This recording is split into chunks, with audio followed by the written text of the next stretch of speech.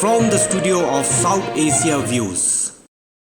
T.S. Tirumurti, Ambassador of India to the UN, while addressing the Ukraine crisis on February 28 at the United Nations Security Council in New York, said that India has reiterated its call for an immediate cessation of violence.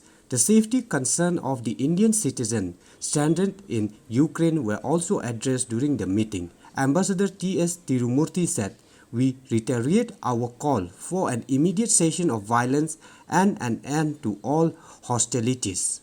Our Prime Minister has advocated this strongly in his recent conversation with the leadership of Russian Federation and Ukraine." Further, since the Council last convened on this matter, we reiterate our call for immediate cessation of violence and an end to all hostilities. There is no other choice but to return back to the path of diplomacy and dialogue. Our Prime Minister has advocated this strongly in his recent conversations with the leadership of the Russian Federation and Ukraine. In this regard, we welcome today's announcement by both sides to hold talks at the Belarus border.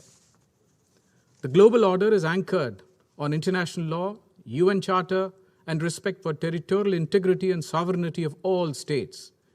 We are all agreed on these principles.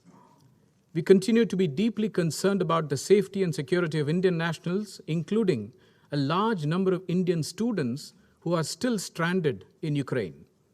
Our evacuation efforts have been adversely impacted by the complex and uncertain situation at the border crossings. It is important to maintain an uninterrupted and predictable movement of people. It is an urgent humanitarian necessity that must be immediately addressed. Taking into consideration the totality of circumstances, we decided to abstain. Thank you. Thank you. I now. From the studio of South Asia Views.